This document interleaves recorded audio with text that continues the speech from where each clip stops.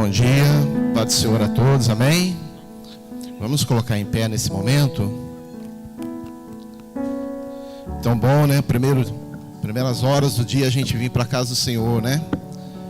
Poderíamos ter vários lugares para a gente ir nesse domingo, mas a gente escolheu estar na casa do Senhor. E você pode ter certeza que Deus está olhando para você nesta manhã, amém? Gostaria que abrisse a Bíblia comigo no Salmo 121.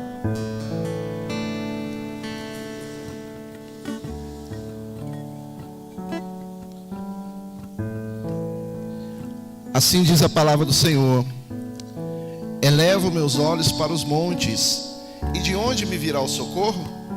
O meu socorro vem do Senhor, que fez o céu e a terra. E não deixará vacilar o teu pé. Aquele que te guarda certamente não dormitará, e nem dormirá o guarda de Israel. O Senhor é quem te guarda, o Senhor é a tua sombra da tua direita, e o sol não te importunará de dia, e nem a lua de noite. O Senhor te guardará de todo mal, Ele te guardará a tua alma. O Senhor guardará a tua entrada e a tua saída, desde agora e para todo sempre. Amém? Aqui quando o salmista fala: elevo meus olhos para os montes, de onde me virá o socorro? O nosso socorro vem do Senhor. Mas eu queria falar para você nesta manhã, que quando ele fala assim: elevo meus olhos para os montes, de onde me virá o socorro? A gente sabe que o nosso socorro está no Senhor, mas que a gente não venha olhar para o Senhor só quando nós precisamos, só quando nós necessitamos, mas que nós possamos olhar para o Senhor para agradecer. E é isso que eu gostaria de falar para vocês nessa manhã, que vocês olhem para o Senhor com o coração agradecido por tudo que Ele já fez, amém? E a palavra do Senhor fala de uma certa mulher também, que ela tinha um problema do fluxo de sangue, mas quando ela ouviu falar que Jesus estava passando por ali, estava naquele lugar, ela não perdeu a oportunidade, e teve no coração dela uma fé tamanha: se eu só tocar nas orlas da veste do Senhor, eu serei curada. E daqui a pouco ela toca, e o Senhor pergunta: alguém me tocou? E a multidão pergunta, fala para ele: mas Senhor, todo mundo te aperta. Como que o Senhor sabe que alguém tocou? Porque alguém tocou em mim diferente. E a palavra para nós nesta manhã: toca no Jesus diferente nesta manhã. Toca nele, faz sair algo diferente dele. Faça algo diferente nessa manhã. Na hora que nós estivermos orando, peça para o Senhor com fé. Mas quando nós estivermos louvando o Senhor, que nós possamos mover o coração de Deus, que nós possamos trazer a presença de Deus para esse lugar. Vamos fechar nossos olhos para orar? Senhor, nosso Deus e nosso Pai, nesta manhã, Senhor, que estamos aqui, Senhor, para te louvar, Senhor, para te exaltar o teu santo nome, Pai, que é o nome que está acima de todo nome, Senhor, e que todo joelho tem que se dobrar diante de ti, e que toda língua, Senhor, tem que confessar que só o Senhor é Deus. Ó Pai querido, Pai amado, mas nesta manhã o que nós mais queremos, ó Pai, é que o Senhor ouve o nosso louvor, que o Senhor ouve a nossa oração, Pai, e que nós possamos nesta manhã, Senhor, tocar no Senhor diferente, Pai, como aquela mulher do fluxo de sangue, Senhor, que tocou de um jeito especial no Senhor, ó Pai. Ó Pai, todo mundo estava tocando ali, Pai, todo mundo estava apertando o Senhor, mas ela tocou de uma forma especial, Senhor. Ó Pai querido, Pai amado, estamos aqui na Tua presença, Senhor, e precisamos da Tua graça, precisamos da Sua unção, precisamos, ó Pai, de milagres, ó Pai, precisamos de algo, e o Senhor conhece o coração de cada um que está aqui, Senhor. O Senhor sabe a necessidade de cada um, Pai, e que Ele possa tocar, ó Pai, diferente no Senhor nesta manhã, Pai. Ó Pai querido, Pai amado, que nós possamos sentir algo diferente nesta manhã, Pai, que nós possamos, ó Pai, realmente ser revestido pela Tua presença, Pai. E para isso, Senhor, nós precisamos nos esvaziar, Senhor, tirar de dentro de nós, ó Pai, tudo que está entulhando o Senhor, tudo que está, ó Pai, ocupando espaço, Senhor, para que o Senhor possa derramar da Tua graça, da Tua unção, Pai, e que nós possamos sair daqui cheios, que nós possamos sair daqui transbordantes, Senhor, da Tua presença, da Tua graça, Senhor, porque nós somos carentes e necessitados da Tua presença, Senhor. Que nesta manhã, Senhor, cada um que colocou as plantas dos pés, ó Pai, dentro da Tua casa, Pai, ó Pai, eu profetizo que ele não saia, Pai, da mesma forma que ele chegou, mas que ele saia daqui renovado, ó Pai, que ele saia restaurado, que ele saia daqui diferente do que chegou, Senhor, porque sabemos, ó Pai, que o Senhor está aqui, que a Tua presença está aqui, Senhor, e a Tua palavra diz que onde estivesse 2 ou 3 ou mais reunidos no Teu nome, ali o Senhor estaria no meio deles, ó Pai, e nós sabemos que o Senhor se faz presente neste lugar, desde agora, Pai, e para todos sempre, amém. Toda glória, toda honra a Ti, aleluia. Tu és Deus santo, maravilhoso. Glória a Deus, aleluia. Digno, digno, digno. Aleluia, aleluia. Amém. Pode sentar, meus queridos. Maravilha, podeis assentar. Segunda a sexta-feira nós temos oração na igreja de manhã, 6:30 da manhã. Na terça-feira, oração, 8:30 da manhã. Segunda-feira, 7 da noite, também tem oração. Quarta-feira tem culto, 8 da noite. Sexta-feira, oração, 6 horas da tarde aqui na igreja, 6:30 lá no Reborjão. Sábado tem culto às 19:30. Sábado toda a igreja convidada também, vamos estar aí firme. E domingo de manhã, 9:30. Domingo, 5 da tarde, domingo 7 da noite, estamos firmes aí, tá? Lembrar os queridos irmãos, vamos ter um batismo nas águas, com a permissão do Senhor, daqui no culto de Santa Ceia, tá? Então, sem ser domingo que vem, no outro domingo, já tem o batismo nas águas. Se você não é batizado, gostaria de batizar, pastor, eu gostaria de batizar, eu estou na igreja, não sou batizado, fala com a gente aí, tá? Inclusive hoje tem o curso de batismo também, você já está escalado já para participar, se você assim o desejar, tá bom? É lembrar também que hoje é dia 31 de outubro, hoje é dia do quê? O que se comemora hoje? As bruxas perderam, Jesus ganhou, amém? Glória a Deus. Oh, as bruxas perderam, quem disse que... Assustou aí? Assustou? Você assustou? Até vermelhou, tadinha. Ô Pai, ajuda, Pai. Perdoa, né? Então, hoje é dia 31 de outubro. Dia do quê, meu irmão? Vamos lá? Da Reforma Protestante, tá bom? Então, no final do culto, hoje, 10:11, a gente vai fazer aqui vai ter uma apresentaçãozinha aqui, com a graça de Deus, o pessoal aí da escolinha, sobre a Reforma Protestante, tá bom? Coisa rápida, mas antes de terminar o culto, 10:11, a gente faz e dá tudo certo. Tudo bem? Amém? Aleluia? Já fica o recado para o pregador, até 10:11. Pode passar disso, puxa a orelha. Olha, tá bonita a igreja hoje, mano. Gente que nunca veio está vindo. Levanta a mão, gente que nunca veio, quer ver, vai. Não, nunca veio não, gente que faz tempo que não vem. Ai, pai, levanta a mão. Aí, Alexandre, mostra para sua mulher, é assim que você faz, bem. Pega na mão dela, Alexandre, fala assim, levanta a mão. Tá pensando o quê, mulher? Tem mais gente aí, os dois tiveram coragem. Quem mais? Quem faz tempo que não vem? Isaac é o meu braço direito, Isaac. Os irmãos, quem que viu a pregação de ontem aí? Ouviu a pregação de ontem? Ouviu? Ó, Isaac, que foi o assessor direto, deu as instruções para a menina pregar ontem. Amém, Isaac? Oração. Lívia, o pai orou, não orou? Para a mãe? Não orou? Claro que orou, Lívia. Hã? Ela não viu? Ela estava dormindo, Isaac orou. Meu querido, você que está nos assistindo aí, pega a sua oferta, faz o seu depósito, se assim você quiser. Você está conosco aqui também, nesta manhã, presencialmente, pegue o seu dízimo, a sua oferta. A conta da igreja na agência 0121, a conta 3714, dígito 4, da Caixa Econômica Federal. Se você quiser, espontaneamente, ninguém é obrigado a nada. Pega a sua oferta, pega o seu dízimo. E vamos ofertar enquanto o grupo estará louvando ao Senhor, com canto, com toda a igreja. Vamos fazer, irmão, é o momento também de participar. Amém, maravilha, glória a Deus. Nossas, pessoal da escolinha bíblica, pode ir. Não esquece de vir 10 para 11. O Ale está lá. O Alexandre Lopes. Missionário, vamos lá? Pessoal do batismo também, não sei se o pastor terminou lá, não, pastor? É hoje também tem? Curso de batismo, pode ir lá também, tá?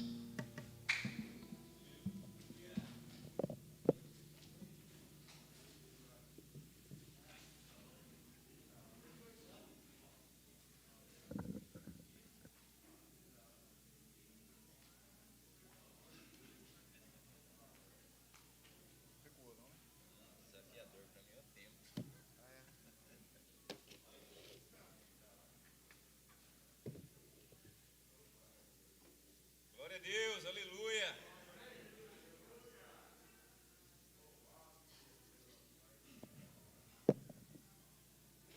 Aleluia.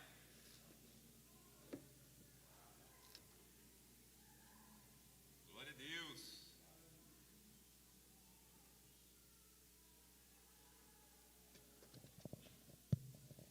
Glória a Deus. Paz do Senhor Jesus a todos, amém? Louvado seja o nome do Senhor. Sou Geraldo Podes, maravilha, glória a Deus, bênção. 31 de outubro de 1517, tá? Reforma Protestante. Hoje, 504 anos, né? Estou bom de matemática ainda, 504 anos, né, de Reforma Protestante hoje. Glória a Deus, 95 teses de Lutero. Mas para mim hoje o desafiador é o tempo. Então, pastor, 10 para as 11, tá? Vamos lá, vamos para a palavra. Amém? Glória a Deus. Compartilhar uma palavra da parte do Senhor com os irmãos aqui. Segundo livro dos Reis, capítulo 6. Vamos lá, glória a Deus. Segundo livro dos Reis, capítulo 6.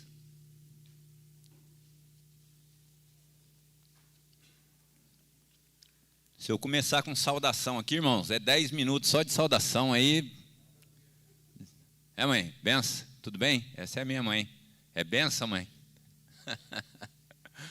Glória a Deus pela vida da minha mãe. Louvado seja o nome do Senhor. Glória a Deus. Segundo livro dos Reis, capítulo 6. A partir do versículo 8. Quem achou diz amém. Quem não achou, a gente espera mais um pouco, tá? Não tem problema não. Glória a Deus. Está escrito assim, ó. E o rei da Síria fazia guerra a Israel e consultou com os seus servos, dizendo: em tal e em tal lugar estará o meu acampamento. Mas o homem de Deus enviou ao rei de Israel, dizendo: guarda-te de passares por tal lugar, porque os sírios desceram ali. Pelo que o rei de Israel enviou àquele lugar, de que o homem de Deus lhe falara, e de que o tinha avisado, e se guardou ali, não uma nem duas vezes. Então se turbou com este incidente o coração do rei da Síria, e chamou os seus servos e lhes disse: não me fareis saber quem dos nossos é pelo rei de Israel? E disse um dos seus servos: não, ó rei, meu senhor, mas o profeta Eliseu, que está em Israel, faz saber ao rei de Israel as palavras que tu falas na tua câmara de dormir. E ele disse: vai e vê onde ele está, para que eu envie e mande trazê-lo. E fizeram-lhe saber, dizendo: eis que está em Dotã. Então enviou para lá cavalos e carros e um grande exército, os quais vieram de noite e cercaram a cidade. E o moço do homem de Deus se levantou muito cedo e saiu, e eis que um exército tinha cercado a cidade com carros e cavalos. Então o seu moço lhe disse: ai, meu senhor, que faremos? E ele lhe disse: não temas, porque mais são os que estão conosco do que os que estão com eles. E orou Eliseu e disse: Senhor, peço-te que abras os olhos do moço para que veja. E o Senhor abriu os olhos do moço e viu, e eis que o monte estava cheio de cavalos e carros de fogo em redor de Eliseu. E como desceram a ele, Eliseu orou ao Senhor e disse: fere, peço-te, esta gente de cegueira. E feriu-a de cegueira conforme a palavra de Eliseu.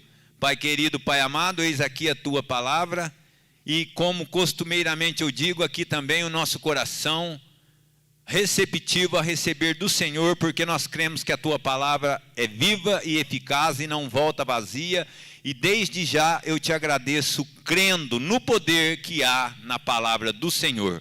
Obrigado, Pai, em nome do Senhor Jesus, amém, glória a Deus e aleluia. Pode sentar, amados. Glória a Deus, louvado seja o nome do Senhor. Irmãos, quero trazer uma mensagem aqui da parte de Deus para nós nessa manhã, que é o seguinte: o que faz a diferença é como nós enxergamos as coisas. Deus guarda quem confia nele, amém? É como nós enxergamos as coisas é que faz a diferença. É isso que faz a diferença, porque Deus vai guardar quem confia nele. Porque muitas das vezes a gente vive situações difíceis, e a gente vive mesmo, todos nós vivemos situações difíceis. Se porventura a sua vida está mil maravilha e há muito tempo, cuidado, cuidado. É aí que tem alguma coisa errada. Fique esperto. Porque a gente passa por momentos difíceis, terríveis. A gente passa, mas é a forma com que a gente passa é que vai fazer a diferença. Entendeu? Porque é muito fácil enxergar Deus quando as coisas estão tudo bem, quando está tudo certo, quando vai tudo bem. É muito fácil enxergar Deus nessa situação. Quando os negócios vão bem, quando a saúde vai bem, quando o emocional está tudo bem, é fácil enxergar Deus nessa situação. E quando o emocional não está bem? E quando o financeiro não está bem? E quando a saúde não está bem? É fácil enxergar Deus nessa situação? É aí que faz a diferença. Como que você enxerga? Quando tudo vai mal, você acha que Deus se esqueceu? Você acha que Deus não está cuidando? Isso que faz a diferença na situação que a gente vive quando as coisas não vão bem. Porque é nesse momento que Deus vai olhar para dentro de nós e vai ver como está a nossa fé. Se a nossa fé está pautada naquilo que Ele dá, naquilo de bom que Ele traz, ou se a nossa fé está pautada em quem Ele é e no poder que Ele tem para mudar todo o quadro, toda a situação que você está vivendo, que é desfavorável, mas que o seu coração está crendo que Ele é capaz de inverter tudo com uma só palavra dEle. É isso que faz a diferença. É como que a gente enxerga. Está vendo a situação que o povo está vivendo aqui? Olha como que Deus cuida. Olha como que Deus cuida. Olha esse texto que a gente leu. O rei da Síria. Síria, não é a Síria, tá? Capital da Síria é Damasco. É a cidade para onde o apóstolo Paulo está indo lá em Atos capítulo 8. Capital da Síria é Damasco. A Síria é Nínive. É lá para onde Deus manda Jonas. Deus manda Jonas para a Síria, que é a capital de Nínive. Aqui nós estamos falando da Síria, a capital da Síria é Damasco. Então o rei da Síria, que representa um inimigo de Israel, o rei da Síria está armando planos contra Israel. E toda vez que o rei da Síria arma um plano contra Israel, o rei de Israel já fica sabendo de tudo lá. Olha o cuidado de Deus. O rei de Israel já fica sabendo de tudo lá. E o rei da Síria arma um plano e o rei de Israel fica sabendo, Fabinho. E ele arma outro plano, arma uma outra estratégia militar e o rei de Israel fica sabendo. E ele arma outro plano, o rei de Israel fica sabendo. Aí o que acontece? Olha para você ver o cuidado de Deus. O cuidado de Deus com a minha vida. O cuidado de Deus com a sua vida. Confunde o inimigo.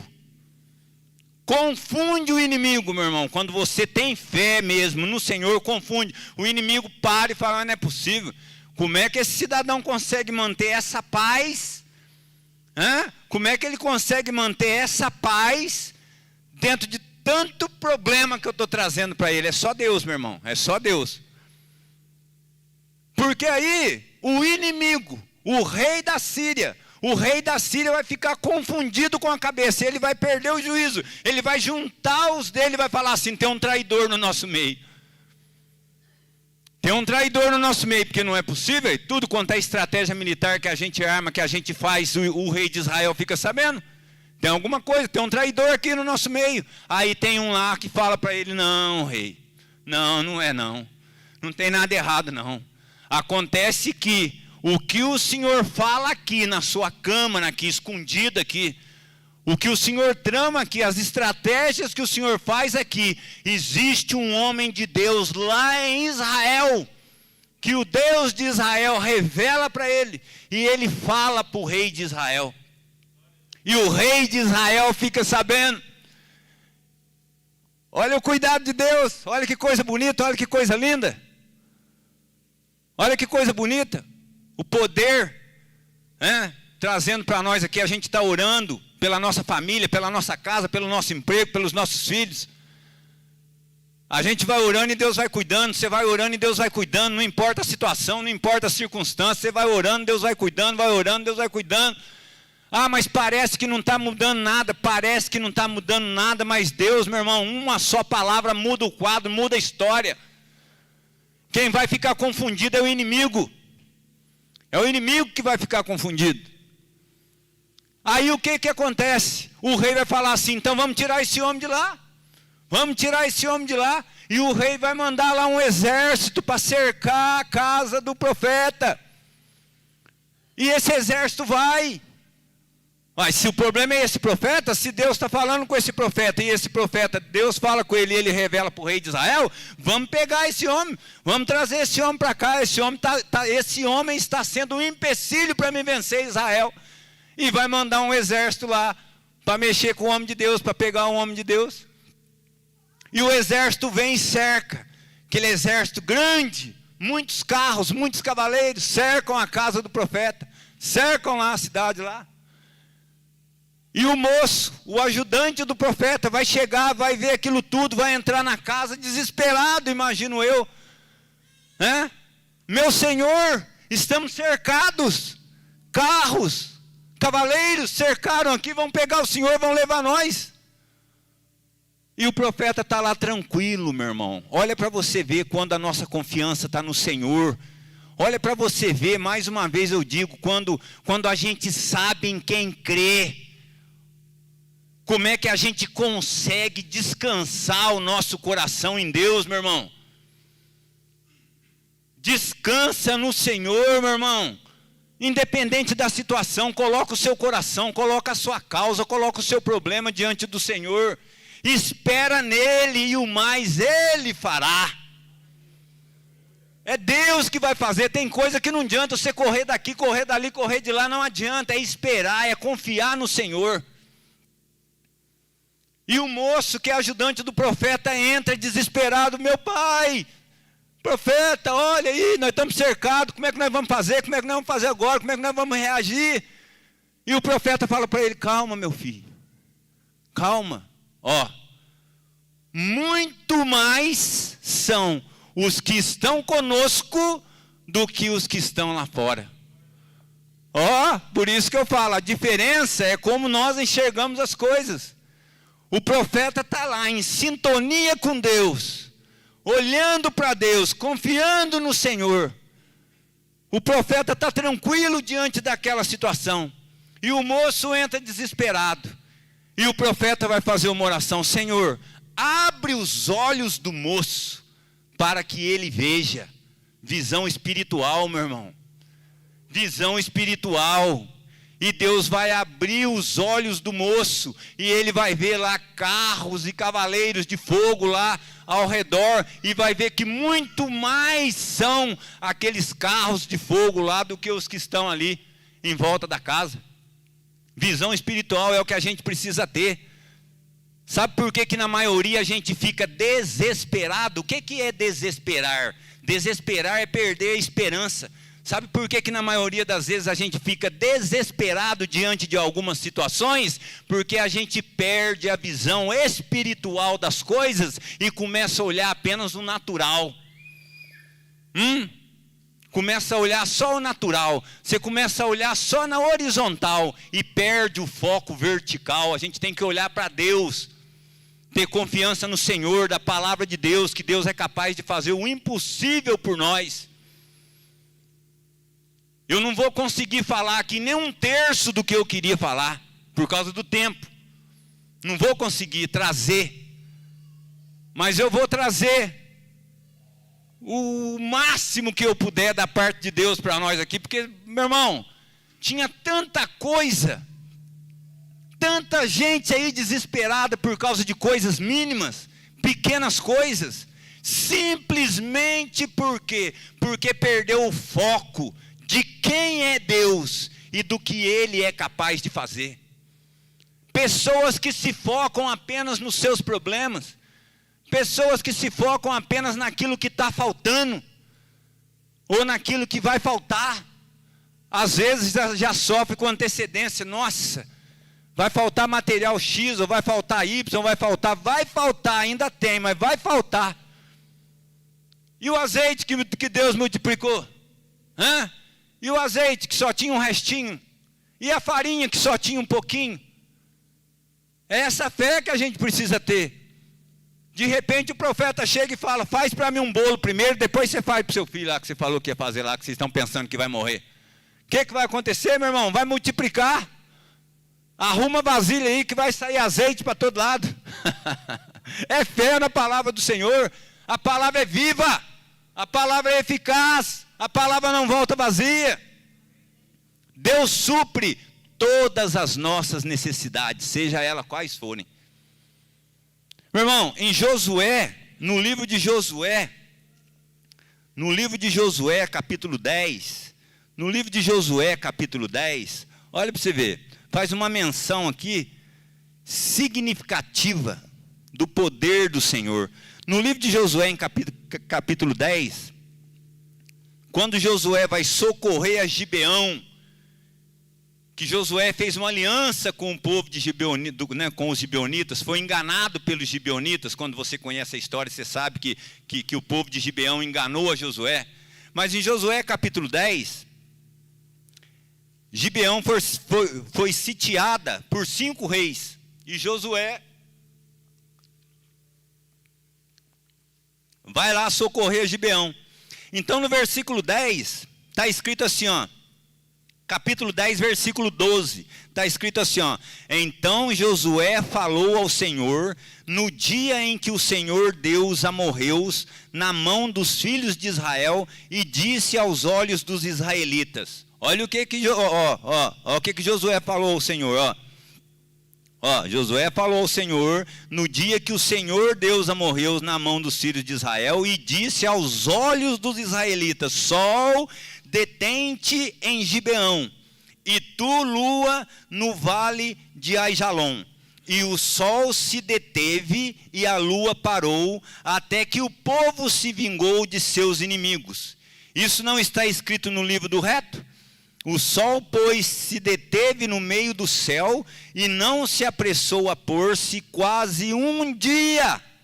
Olha bem, quase um dia inteiro. E não houve dia semelhante a este, nem antes nem depois dele, ouvindo o Senhor assim a voz de um homem, porque o Senhor pelejava por Israel. Está vendo? É Deus que peleja por nós. Então, irmãos, aqui, veja bem, eu fiz a minha 4ª série primária em 1982. Minha 4ª série, Casimiro Osório, em 1982. Até então, eu poderia pregar aqui e dizer a esse respeito aqui, porque é o seguinte, o sol, presta atenção até eu terminar o raciocínio, porque senão você já opa, o Alexandre está errando aí. Mas escuta bem, o sol, até então, antigamente, era ensinado para nós que o sol não tem movimento próprio, e a lua não tem movimento próprio. Então, numa situação dessa aqui, que a lua para em um determinado lugar, e o sol para em outro determinado lugar, então, é a terra que parou, Porque é a terra que faz movimento. O movimento da terra em torno dela mesma se chama movimento de rotação. E o movimento da terra em torno dela mesma, em torno do sol, se chama movimento de translação. Então aqui não foi o sol que parou, não foi a lua que parou. Aqui Deus deu ordem por causa da oração de um homem para que o planeta parasse. Só que hoje em dia a astronomia já diz que o Sol tem movimento próprio e a Lua também tem movimento, que a Lua gira em torno de seu eixo, 27 dias, né? Tem esse movimento da Lua em torno de seu eixo, e o Sol também gira em torno do seu eixo. Isso a astronomia diz isso hoje, mas na minha época lá atrás, em 82, a geografia não ensinava isso para nós. Mas, né, a geografia não ensinava isso para nós antes. Mudou as coisas hoje. Anda descobrindo. Né, antigamente, lá em 82, era 9 planetas. Hoje é só 8, porque Plutão já não é planeta mais. É um planetoide, por causa do tamanho. Então, muita coisa mudou. Mas eu poderia falar assim para vocês. Partindo do princípio do que eu estudei lá atrás. A Terra parou. Deus fez com que a terra parasse por causa da oração de um homem. Então, se ele fez a terra parar por causa da oração de um homem, o que ele não pode fazer pela minha oração e pela sua oração, meu irmão? O que ele não pode fazer por nós, através da nossa oração, se o nosso coração realmente estiver voltado para ele? O que ele não pode fazer por nós? Então, é como nós enxergamos a situação, é que vai fazer a diferença. A gente enxerga a situação maior do que Deus, ou olhamos para Deus que Ele é capaz de resolver a situação? Como que nós olhamos? Como que a gente olha as coisas? Então Deus vai dar livramento para Israel através do profeta. Quando a gente volta lá para o texto, quando a gente volta para o texto de 2º livro dos Reis, capítulo 6, a gente vai ver que Deus vai dar esse livramento. Versículo 18, né? 2º livro dos Reis, capítulo 6, versículo 18.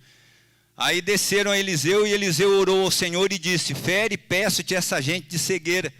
E feriu-a de cegueira, conforme a palavra de Eliseu. Eliseu orou a Deus, pediu para Deus cegar o povo, aquele povo que estava em volta da casa dele, que foi a mando do rei da Síria para pegar ele, e aquele povo ficou cego.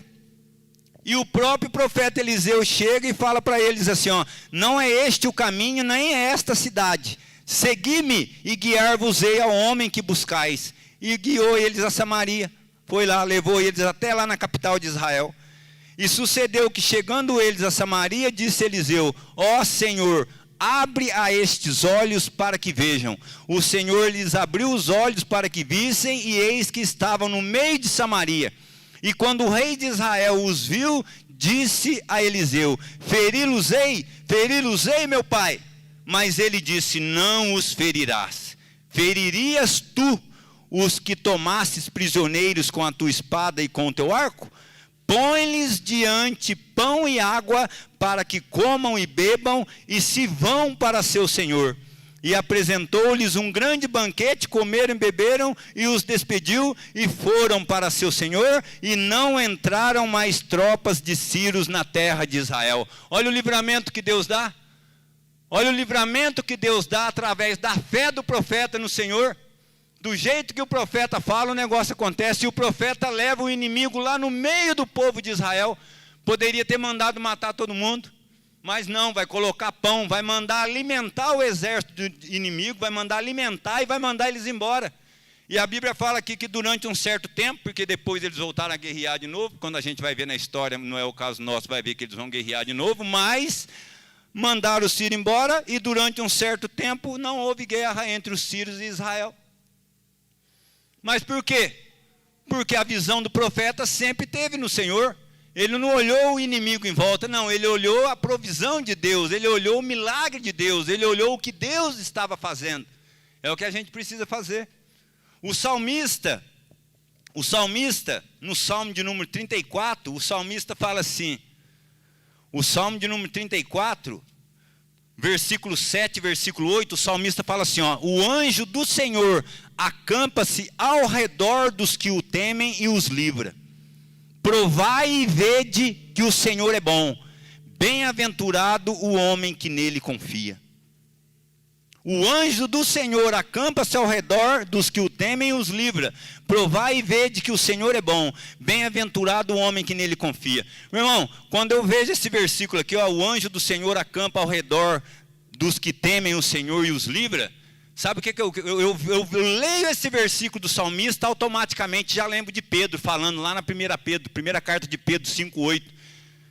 Primeira carta de Pedro 5,8, Pedro está falando para a igreja assim, ó, sede sóbrios e vigilantes. O diabo, vosso adversário, anda ao derredor, bramando como leão, buscando a quem possa tragar. Eu vou falar um negócio para vocês. Quando Pedro fala isso para a igreja, Pedro fala com autoridade.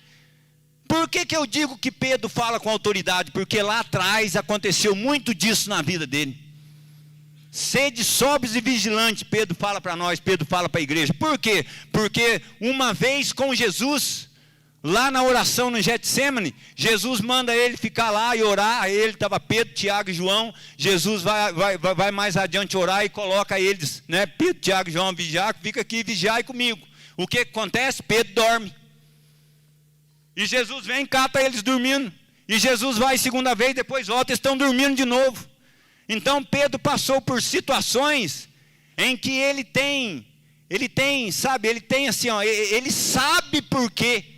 Ele sabe por quê que ele escreve isso para a igreja lá. Sede sóbrios e vigilantes. Numa outra ocasião, o que acontece? Está lá sentado, conversando com Jesus. Mestre, o senhor não pode fazer isso e tal. Eu estou disposto a ir com o senhor até a morte, se for preciso. Aí Jesus olha para ele e fala, ei meu filho, você não sabe o que você está falando. Você não sabe o que você está falando. Nessa mesma noite, antes do galo cantar, você vai me negar 3 vezes. E você está falando aí que você morre por mim. Entendeu? Aí acontece todo aquele contexto deles ir orar, e eles pegam Jesus, e Pedro vai negar Jesus uma vez, e vai negar Jesus 2 vezes, e vai negar Jesus 3 vezes, e o galo canta, e ele lembra daquilo. Então Pedro carrega isso com ele.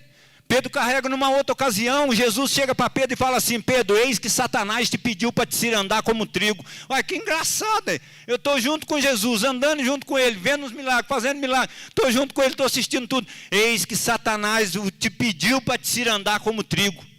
Jesus fala para Pedro.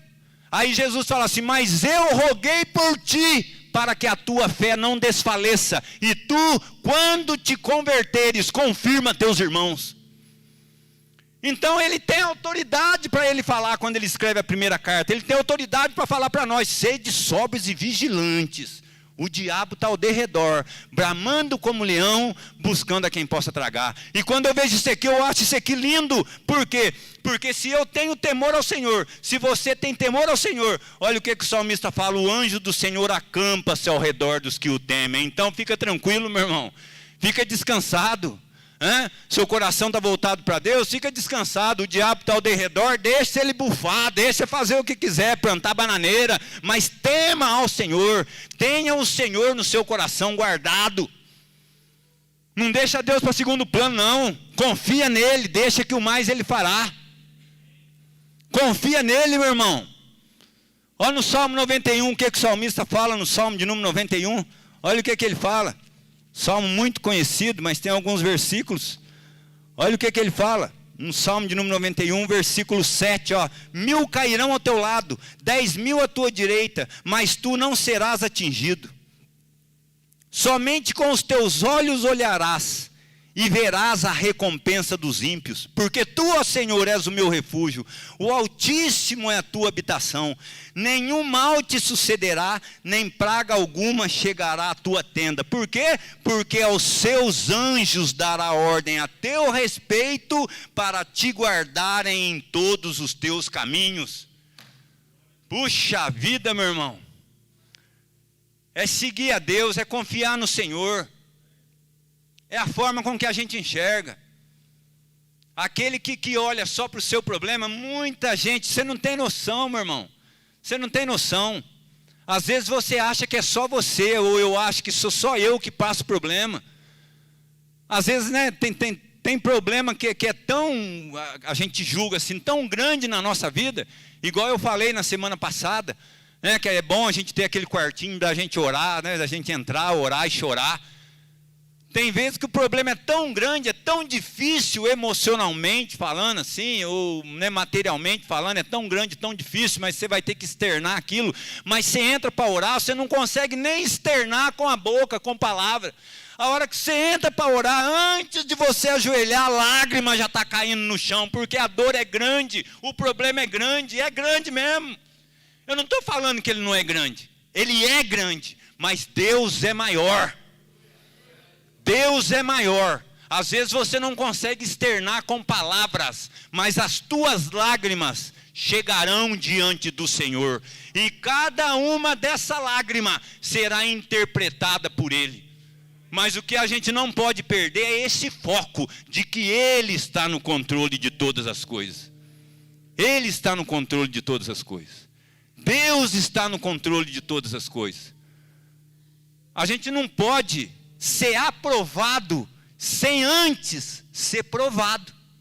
Não tem jeito. Não tem jeito.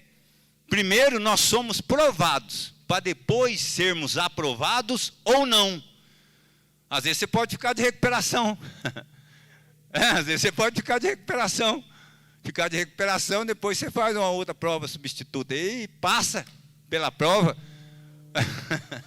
Mas de recuperação ou não, dê glória a Deus, meu irmão. Vai glorificando o nome do Senhor. Vou passando pela prova dando glória a Deus. E foi mesmo.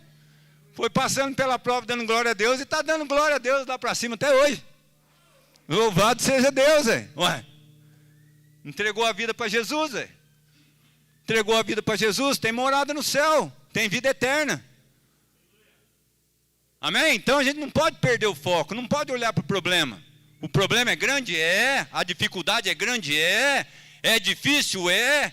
Eu não consigo nem externar? Maravilha, não tem problema. Não consegue externar, falar com palavras? Chora. A sua lágrima para Deus é interpretada. Ele sabe interpretar a sua lágrima. Ele sabe. Não precisa falar, mas coloca diante dele. Não perca a fé que ele está no controle. Porque tem muitas situações que nós julgamos impossíveis. E para nós é mesmo. Mas para ele nada, não existe nada demasiadamente impossível para o Senhor. Nada, meu irmão. É a palavra que fala isso. Olha a hora. Então, meus amados, nada poderá suceder a um crente fiel, nada poderá suceder a um crente fiel, senão pela permissão de Deus. Tá? Satanás vai tocar nas coisas de Jó, por permissão de Deus. Vai tocar na saúde de Jó, por permissão de Deus. Por que por permissão de Deus? Sabe por quê por permissão de Deus? Porque da boca do próprio Deus saiu a respeito de Jó. Quando ele vai falar para Satanás: tem visto meu servo Jó? Você tem passeado para a terra e você viu meu servo Jó? Aí o que vai sair da boca de Deus? Homem íntegro, reto, temente a Deus e que se desvia do mal. Aí de repente, a gente está passando uma situação complicadíssima e nós mesmos estamos nos julgando desta forma. Mas eu sou um homem íntegro, eu sou um homem reto, eu sou bonzinho, eu não faço nada de mal para ninguém, eu temo a Deus, eu sou ofertante, eu sou dizimista, eu faço tudo na casa do Senhor. Por que está acontecendo isso? A gente mesmo vai colocar esse pensamento na cabeça. Eu não poderia estar passando por isso. Opa, aí já começa a sair fora. A soberania do Senhor. Homem íntegro, reto, temente a Deus e que se desvia do mal. Mas por permissão de Deus, por permissão de Deus, Satanás toca nas coisas dele, toca na saúde dele, A gente sabe que ele perde tudo que ele tem, ele perde todos, exceto a mulher, que ainda vai querer atrapalhar a fé dele ainda, tem mais essa ainda. Perde tudo, perder tudo. Eu sempre digo isso, uma coisa é você perder material, outra coisa é você perder pessoas. Então, enquanto ele perde tudo, camelo, ovelha, gado, enquanto ele perde tudo, está tudo bem, entre aspas, está tudo bem. Mas quando ele perde todos os seus filhos, 10 filhos num dia só, meu irmão, você fazer o velório de 10 filhos num dia só, misericórdia, meu queridão, difícil, complicadíssimo. Mas o cidadão mantém a fé no Senhor, ele não perde o foco. Como costumeiramente eu digo, o problema não é nós termos problema, porque todos nós teremos problemas. Isso aqui não é profecia não, isso é fato, viu? Não é profecia não, é fato, todos nós vamos ter problemas. Agora, o problema, o negócio é como nós passaremos por esses problemas. Como que a gente vai passar por esse problema? O que não pode acontecer comigo e o que não pode acontecer com você é eu e você se perder no meio dos problemas que a gente vai passar. Isso não pode acontecer de maneira nenhuma. Nós não podemos nos perder no meio dos problemas que nós vamos passar. Porque se a gente se perder no meio dos problemas, aí fica mais difícil, meu irmão. Aí fica mais complicado. Aí o negócio é como que se o problema matematicamente se elevasse ao quadrado. Se a gente se perder no meio do problema. A gente não pode se perder. Vamos passar problemas? Vamos. Mas vamos estar firme com Deus. Vamos estar firme com o Senhor, coração voltado para Deus, sabendo que Ele está no controle. Porque se você perde esse foco, você se perde no meio do problema. Aí o negócio, aí complica. Então problema a gente vai ter? Vai. Digo mais uma vez, não é profecia, é fato. Jesus disse que no mundo a gente teríamos aflições. Mas se a gente estiver firme com Ele nós somos mais que vencedores. A palavra fala isso também. Com Ele somos mais que vencedores. Mas se eu sou mais que vencedor, por que eu estou passando por isso, meu irmão? Vai conversar com Deus, vai ter um diálogo com Deus, vai buscar um pouco mais de intimidade com Deus, vai conversar com Ele. Conversa com Ele e aguarda uma resposta dEle. É por isso, igual eu falei semana passada também, quando você sentar aí e estiver esperando uma resposta de Deus, presta atenção no que está sendo pregado, no que a palavra está falando com você, no que Deus está falando com você.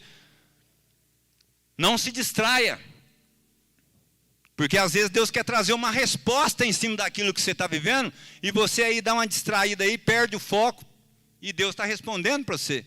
Deus está te trazendo uma resposta. Então Jó não se perde no meio da situação.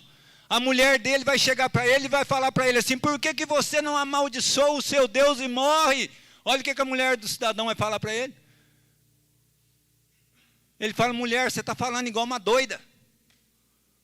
É a resposta dele para a mulher: você está falando igual uma doida. O Senhor, o Deus, o Senhor o tomou. Bendito seja o nome do Senhor. Bendito seja o nome do Senhor. Ele não se perde no meio de toda aquela situação. E mais uma vez eu digo, uma coisa é perder coisas, outra coisa é perder pessoas. Ele perdeu 10 filhos, mas ele não se perdeu no meio de toda essa situação. Continuou firme, confiando no Senhor. Aí o que acontece? O que acontece? Quando eu ajo dessa forma, quando você age dessa forma, a gente toca o coração do Senhor. Meu irmão, Bartimeu estava lá sofrendo lá, Bartimeu cego, sofrendo lá, sentado à beira do caminho. De repente Bartimeu escuta que Jesus está vindo. Ah, meu irmão, quando esse homem escuta que Jesus está vindo, mas mexe no coração dele de tal forma que ele fala: eu tenho que chegar até onde ele está, e Jesus vai passar no caminho que ele está. E olha como é que Deus é bom. A palavra diz que a fé vem pelo ouvir, e pelo ouvir da palavra de Deus. Bartimeu não era surdo, ele era cego. E ele ouvia falar de Jesus. E por ele ouvir falar de Jesus e das maravilhas que Jesus fazia, gerou fé no coração dele. Gerou fé no coração dele. E quando ele ouviu falar que Jesus estava chegando, nada segurou aquele homem. Ele sabia que Jesus poderia curar ele. E ele levanta e ele clama: Jesus, filho de Davi, tem misericórdia de mim. Jesus, filho de Davi, tem misericórdia de mim, irmão. É complicado a gente, né? Quando você buscar Deus com interesse de coração, o negócio já não é brincadeira. Mas quando você se dispõe, parece que o negócio fica mais complicado ainda. Vai levantar gente que você nem imagina para tentar fazer você parar. Puxa vida, tudo que você vai fazer para Deus, vão levantar pessoas também para tentar fazer você parar. É os Sambalate da vida, os Tobias da vida, os Amonitas da vida. Porque o homem é cego, está enxergando uma oportunidade pela fé de ser curado daquela cegueira. E quando ele levanta: Jesus, filho de Davi, tem misericórdia de mim. Aí o que acontece? Muitos vão lá e mandam que ele fique calado. Cala a boca, rapaz, para de falar, para de gritar, fica quieto. E quanto mais eles mandavam ele ficar quieto, mais ele gritava. Por que que ele agia dessa forma? Por causa da fé que ele tinha. Porque ele sabia que Jesus poderia curar ele. Ele sabia: eu não posso perder essa oportunidade. Tem oportunidade na sua vida que você não pode perder, meu irmão. Tem oportunidade na sua vida que é única. E eu vou te falar um negócio que talvez você não saiba. Quando é a última vez que Jesus ia passar naquele caminho, Jesus não passaria por lá mais. Porque Jesus estava indo para Jerusalém, depois ia até a Páscoa, ia acontecer tudo aquilo que você já sabe lá. Jesus não ia passar mais. E Bartimeu não sabia disso. Mas independente dele saber ou não, ele sabia que Jesus poderia curar ele. E quanto mais eles mandavam que ele se calasse, mais ele gritava, até que ele chamou a atenção de Jesus a ponto de fazer Jesus parar. É aí que eu acho lindo. Porque eu só não leio por ler, eu vivo empaticamente o texto. Quando eu vou ler a Bíblia, eu gosto de ler empaticamente. Eu acho bonito demais. Eu acho bonito demais. Ele chama a atenção de Jesus a ponto de fazer Jesus parar. Traz ele aqui. Aí eu imagino aqueles que estavam mandando ele calar a boca, tendo que ir lá e falar: o mestre está te chamando, vamos lá.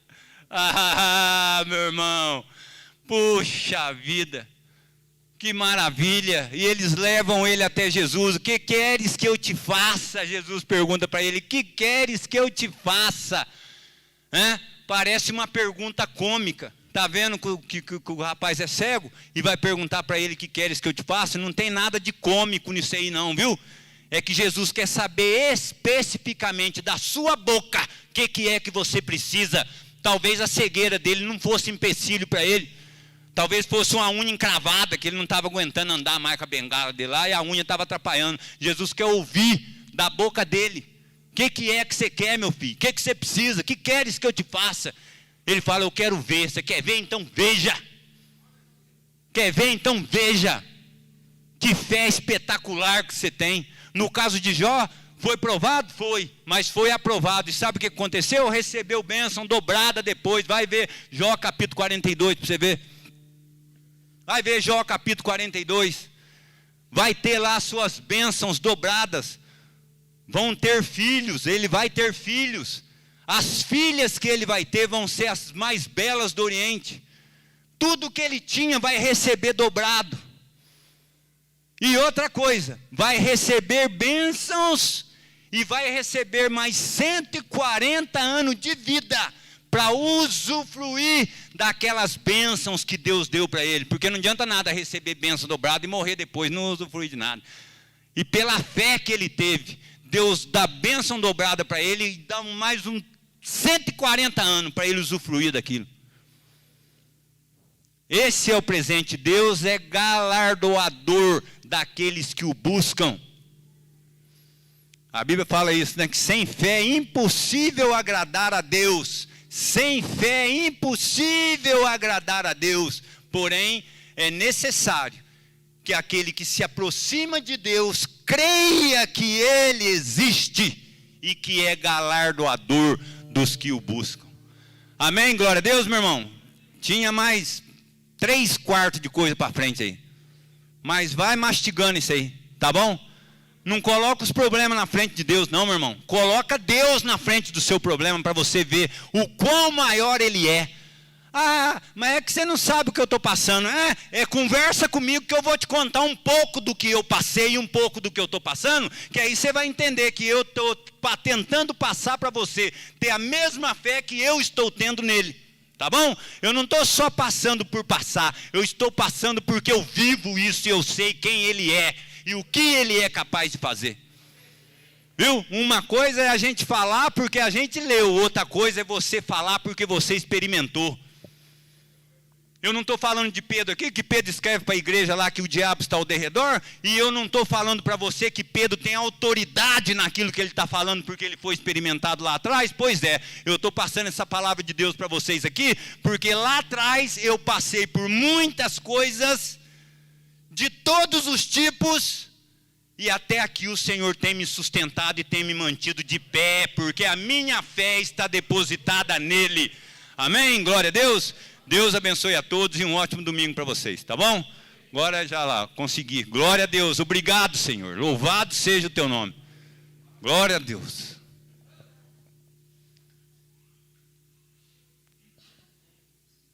Glória a Deus, amém, queridos? Maravilha, graças a Deus. Vamos orar ao Senhor? Vamos orar, enquanto o pessoal preparando para vir aí. Glória a Deus, Senhor, entregamos nas tuas mãos. Bendito seja o teu nome, toda a glória a ti. Santo, santo, santo. Você que está com dificuldade aí, meu querido, Deus é bom. Senhor, faz uma grande obra. Não deixa recuar, meu Deus, abençoa, Pai, teu povo, a tua igreja. Dá vitória mesmo, Senhor. Que haja confiança em Ti, aleluia. Nossa confiança esteja no Senhor. Caia por terra toda a obra do inimigo, todo espírito de confusão, de medo, de encrenca. Tudo aquilo que não procede do Senhor, que quer que a gente recue, que quer que o desânimo entre, está quebrado, anulado em nome de Jesus. Queremos declarar a vitória, amém, aleluia, a bênção do Senhor, na vida da irmã, do irmão. Faz uma grande obra, Senhor, nesse coração, nessa casa. Opera maravilha, Senhor, no irmão que está cansado, na irmã que está cansada, oprimida, aborrecido, triste, que está empurrando as coisas. Está aqui hoje pela misericórdia de Deus, está aguentando mais. Só o Senhor sabe desse coração. Está aguentando mais. Não está aguentando mais. Deus sabe, minha irmã. Deus sabe, meu querido. Deus conhece as coisas, aleluia. Ele é santo, Ele é santo. Ele é digno. Ele é digno, Ele é digno. Glória a Deus. Confia no Senhor. O Senhor te sustenta, o Senhor te cura. Maravilha, maravilha, graças a Deus. Glória, glória, glória. Santo, santo, santo. Digno, digno, digno. Chega lá no canto lá. Tirar o porta-bíblia dali. Você é de Deus? Posso ficar tranquilo que você vai pegar aqui o microfone? Vai? Não, pode ficar. Vai cair não? Não. Tá perto. Não tá certo. Paz, irmãos. Amém? Bom, o pessoal da turma do Paulinho aqui vai apresentar sobre a Reforma Protestante. E no final a gente vai passar um videozinho, tá? Tinha mais alunos, só que o pessoal tem muita vergonha. Ainda a criançada está aprendendo, tá bom? Então eu gostaria que vocês dessem o máximo de atenção para vocês entenderem. Quem aqui já viu falar na Reforma Protestante? Levanta a mão. Quem que sabe o que é? Amém. Amém.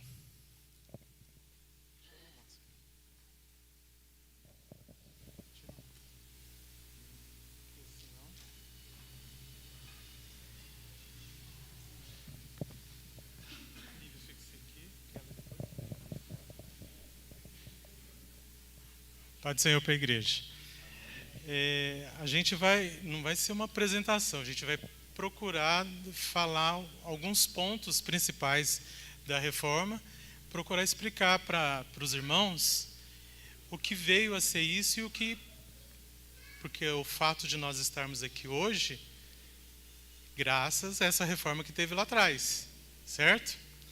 Vamos lá. Hoje nós vamos falar a respeito do Martinho Lutero, no caso, que ele foi o principal motivo de acontecer a reforma protestante. A Lívia vai falar para nós, vai falar um pouquinho da biografia dele. Martinho Lutero nasceu em 1483 e morreu em 1546. Nasceu em Inslemb, na Alemanha, e foi considerado o principal líder da Reforma Protestante.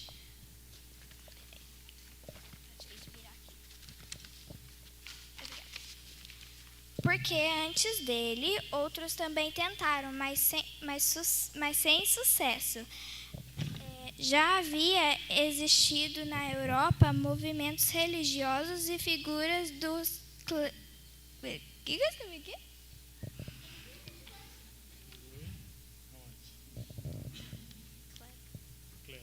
do clero católico que questionavam determinados princípios do catolicismo. Nessa época, o pessoal já questionava a questão do poder que a Igreja Católica detinha sobre o pessoal. E antes disso, já teve também outros que tentaram fazer a reforma, que ao longo a longo prazo pôde-se ressaltar, por exemplo, antes de Martinho, os valdenses, no caso, que surgiram na França no final do século XII, que nesse período imediato, poucos anos antes do início da reforma, existiram os pré-reformadores na Europa, que teceram críticas à Igreja Romana, no caso. 2 nomes importantes que a gente pode destacar no contexto foram John Wycliffe e Jean Hus. E eles criticavam o acúmulo do poder político da igreja e o desvio da igreja dos verdadeiros ensinamentos de Jesus. E já o segundo, ele tecia críticas parecidas contra o enriquecimento da igreja e a venda de indulgências. Que no caso aqui, a venda de indulgências, para quem não sabe,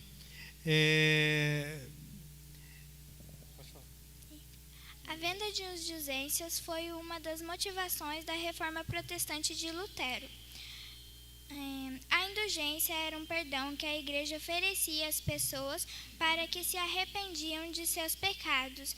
Tratava-se de uma espécie de carta vendida pela igreja aos fiéis. Ao comprá-la, os cristãos estariam recebendo o perdão dos pecados cometidos. O comércio de indulgências tornou-se um grande negócio. O porquê dessa carta de indulgência? Falando na nossa língua de hoje. A Igreja Católica criou essa carta de indulgência porque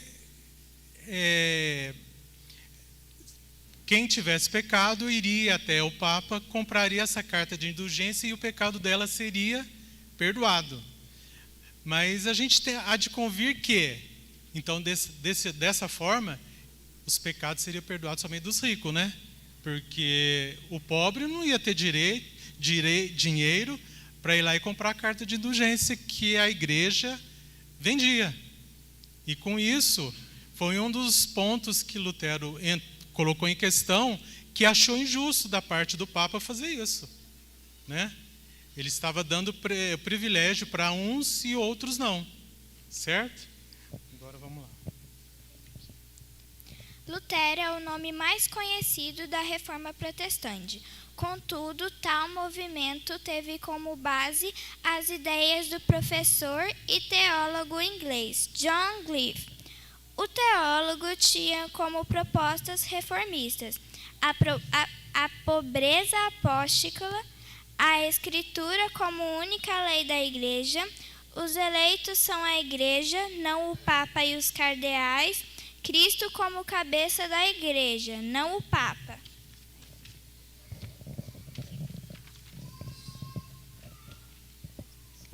Na adolescência, aos 16 anos, ingressou na Universidade de Erfurt, Martim Lutero. Estudar artes, leis, línguas e filosofia. A pedido de seu pai, com 18 anos, Lutero ingressou no curso de Direito. Contudo, em 1505, entrou no mosteiro agostiniano de Erfurt e seguiu a vida religiosa. Em 1509, Martim graduou-se em bacharel em estudos bíblicos e em 1512 obteve o título de doutor em teologia, mesmo ano que foi eleito cônego do convento de Wittenberg. Os anos seguintes foram dedicados ao ensino religioso e amadurecimento da sua doutrina de justificação pela fé.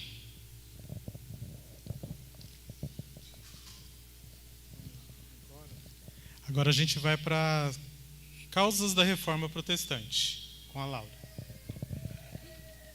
A Reforma Protestante teve causas relacionadas a aspectos políticos, econômicos e teológicos e resultou da corrupção existente na Igreja Católica.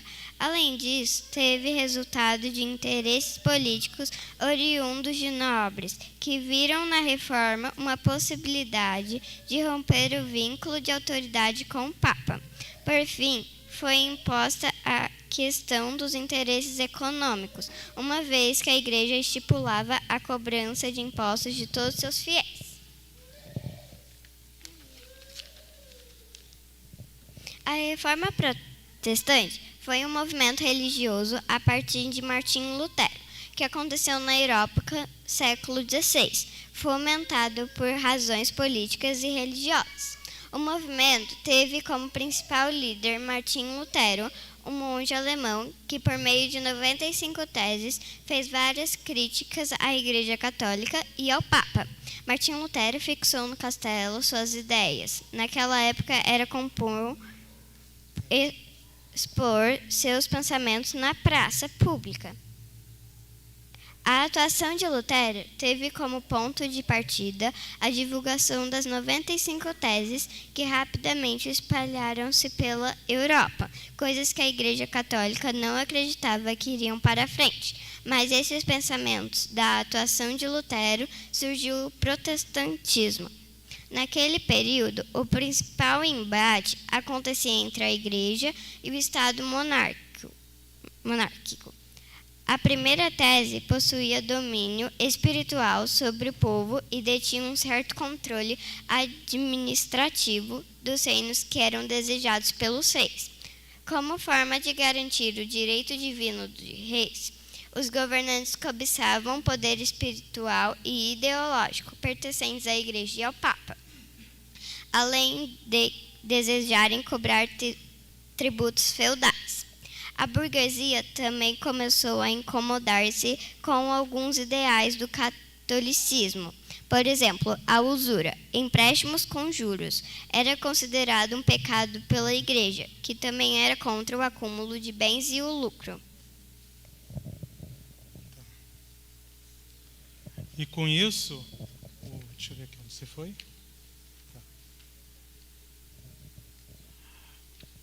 E com esses pensamentos de Martinho Lutero fixado, na porta do castelo, despertou a curiosidade, o interesse dos feudais também, da burguesia, porque a Igreja Católica estava, vamos dizer assim, no nosso vocabulário de hoje, estava massacrando o povo com altas taxas de juro. Só a Igreja Católica podia acumular bens e o povo não podia, porque ela falava que era pecado, certo? E com isso, e com as 95 teses, a Igreja Católica chamou Martim Lutero por várias vezes para se retratar com ela. E com isso, mas Martim Lutero não foi.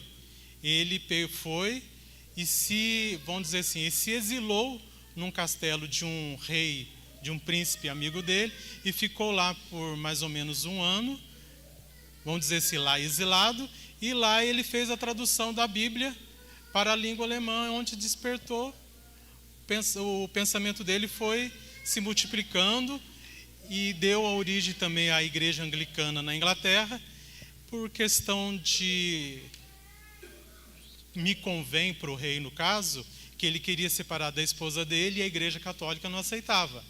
Aí ele pegou, rompeu-se com a igreja católica e abraçou o pensamento de Martinho Lutero, e com isso ele pôde se separar, casar, né? E assim por diante, e lá cresceu muito o ponto de partida dos pensamentos da Reforma. Dali foi se expandindo para a Europa e atingiu nós aqui hoje, né, no caso, também. E eu acho que é isso. Acho que por hoje é isso. Espero que... Você vai querer falar mais? Então tá. Não. Quer falar mais? Não. Então, irmãos, é isso, tá? É só um pouquinho daquilo que seu filho às vezes aprende aqui, tá bom? Porque eu acho que mais importante que colorir um desenho na escola bíblica é entender o que eles vieram fazer aqui. Tá, essa turminha é a turminha mais, né, a maiorzinha, que daqui já migra para o Herbert, que são os jovens. Então, assim, é muito importante eles estudarem, passaram aí semanas estudando, merece todo o mérito. E eu dei a oportunidade, falei para o Paulinho se ele queria apresentar sobre a reforma no dia 31, que caiu do justo nesse domingo. Amém? Eu tenho um videozinho rapidinho, tá? Que é a paciência de todo mundo aí, só para a gente... Há 502 anos atrás, Martinho Lutero, um monge alemão, publicou na porta do castelo de Wittenberg 95 teses criticando e pondo em debate várias práticas da Igreja Católica. Isso acabou por desencadear acontecimentos que hoje conhecemos como a Reforma Protestante.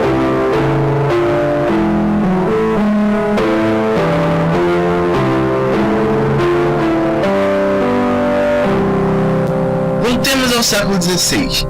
A Europa tinha acabado de sair da Idade Média, estavam surgindo novos ideais, novas políticas. O absolutismo estava ganhando força, que fez com que os reis entrassem em conflito direto com a Igreja Católica, que até então detinha o poder. Os nobres e camponeses também não estavam muito felizes com a Igreja, já que ela possuía a maior parte das terras e ainda cobrava impostos muito altos. Para completar, a burguesia, que tinha surgido com o fim da Idade Média, também não ia muito com a cara da Igreja, porque ela condenava a usura, o acúmulo de lucro. Beleza, mas o que os teólogos achavam da Igreja? Bom, nos séculos passados apareceram algumas pessoas que se opuseram às práticas da Igreja Romana, como John Wycliffe e John Huss, mas eles não conseguiram mudar tanta coisa assim. Algumas das críticas feitas por eles era que só quem falava latim tinha acesso à Bíblia, que a Igreja Católica tinha se afastado do Evangelho pregado por Jesus e pelos apóstolos.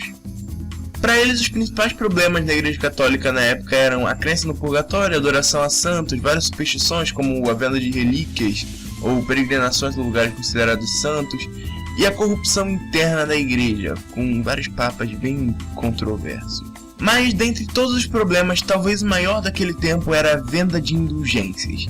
Basicamente, pagar pelo perdão dos pecados. Deixa eu explicar isso direito. O imperador do Sacro Império Romano Germânico era eleito por 7 pessoas, 4 príncipes e 3 arcebispos. Acontece que, na época, quando estava perto de escolher o novo imperador, um cargo de arcebispo estava vago. Então, uma das famílias que já tinham um voto resolveu pegar esse cargo vago para ter direito a 2 votos. Alberto de Brandemburgo ocupou esse cargo de arcebispo, só que ele era muito novo para exercer a função, então a família teve que comprar a autorização. Na verdade foi um suborno, né? Mas eles tiveram que comprar a autorização para o cargo. É claro que eles ficaram muito endividados por causa disso. Aí o Papa, muito sagaz, deu permissão para Alberto vender indulgências para pagar a dívida e a metade do valor iria para a igreja construir a Basílica de São Pedro. E é partindo daqui que entramos na primeira etapa da reforma. Martinho Lutero era um monge e professor de teologia da Universidade de Wittenberg. Lutero tinha algumas discordâncias com a Igreja Católica, mas nada muito grande a princípio. Alberto então nomeou Johann Tetzel para vender as indulgências na Alemanha. Tetzel, na verdade, era um pouco exagerado ao falar das indulgências, então, quando ele chegou em Wittenberg, Lutero resolveu fazer algo a respeito. No dia 31 de outubro, ele publicou na porta do castelo de Wittenberg 95 teses criticando a venda de indulgências e várias outras práticas da igreja. Mas calma, não foi nada revolucionário. Era completamente comum pessoas pendurarem na porta do castelo assuntos para entrar em debate. Só que as teses de Lutero se espalharam, isso graças à imprensa que tinha sido inventada umas décadas antes. E elas se espalharam tanto que chegou nas mãos do arcebispo, que enviou para o Papa. No ano seguinte, Lutero foi convocado para ir a Roma responder à acusação de heresia, só que ele não foi. O processo continuou rolando até que ele foi excomungado pelo Papa. Antes de continuar, é importante deixar claro que Lutero não queria separar a Igreja Católica. Muito pelo contrário, ele queria que a Igreja revesse seus princípios morais e ficasse mais próxima às doutrinas de Jesus e dos apóstolos. O racha que houve na Igreja foi consequência das ações da própria Igreja Romana. Nesse ano também rolou a Dieta de Worms, quando Lutero foi convocado para ir no parlamento e negar tudo o que ele tinha dito, e ele não fez isso. E a partir de lá foi promulgado o Edito de Worms, que considerava as ideias de Lutero como heréticas e criminosas. Então ele foi obrigado a fugir e se refugiar no castelo de Wartburg. E lá no castelo, com a proteção do príncipe, Lutero escreveu a tradução do Novo Testamento para o alemão. Alguns poucos seguidores meio radicais de Lutero começaram nessa época umas rebeliões armadas contra os nobres e o próprio Estado, mas o próprio Lutero era contra as rebeliões.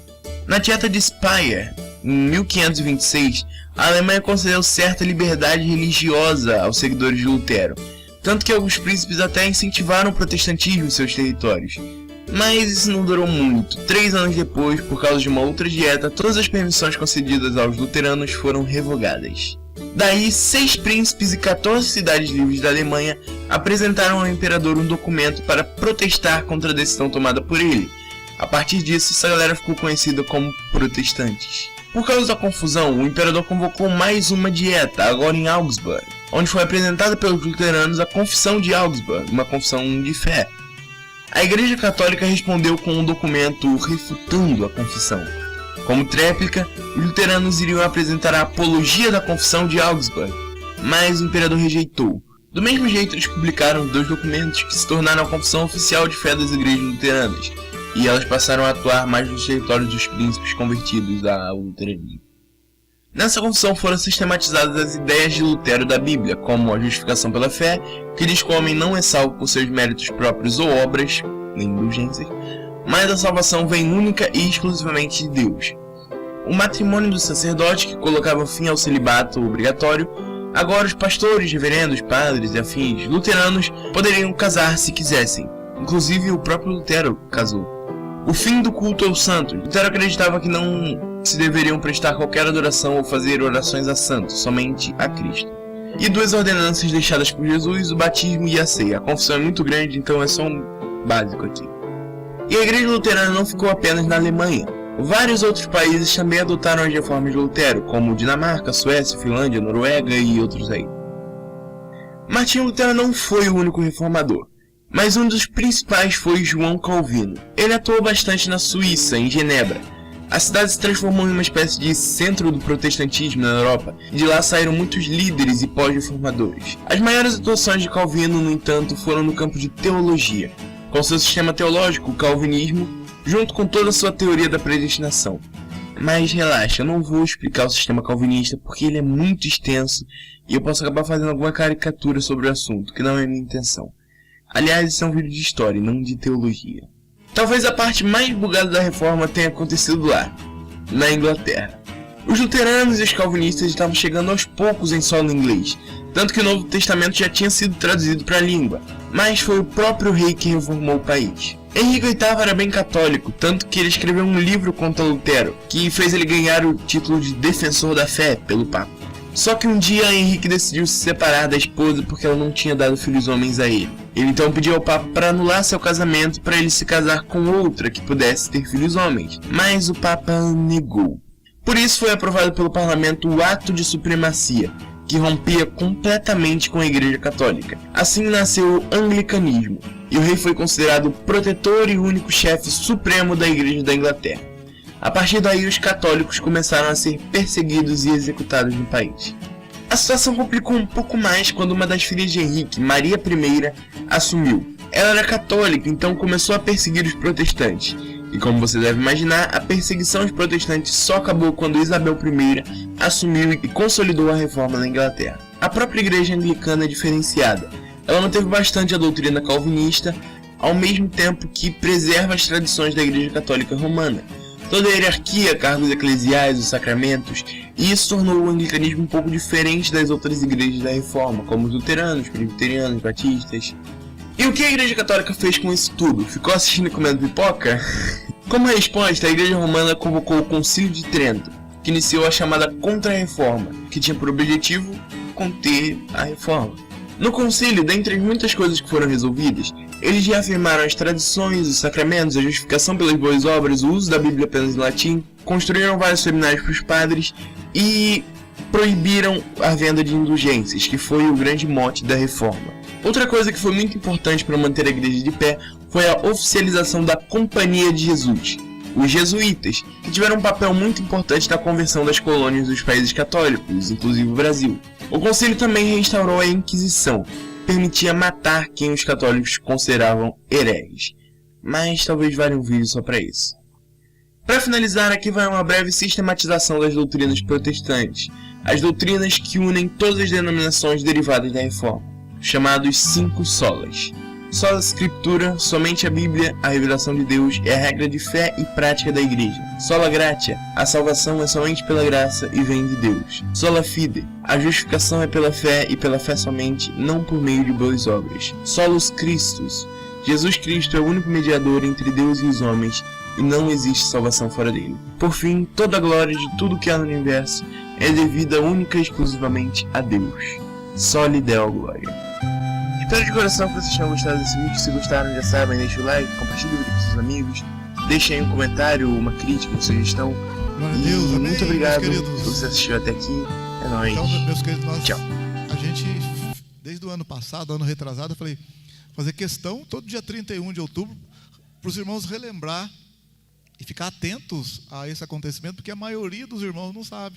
Hoje foi só 20 minutos ali, foi só um lancezinho assim, para as crianças, principalmente, crescer uma geração fortalecida na fé, na palavra, porque vocês estão vendo o que está acontecendo no Brasil, né, irmão? No Brasil, você não pode falar nada, você não pode ter opinião, você não pode falar nada. Se você falar qualquer coisa aí, manda prender, falar qualquer coisa, cai todo mundo matando. Então, a nossa geração tem que estar fortalecida, não é verdade? Então, que Deus abençoe os irmãos. Em outra ocasião, a gente fala um pouco mais sobre a reforma, mas é isso aí, vamos ficar em pé, que o Senhor nos abençoe.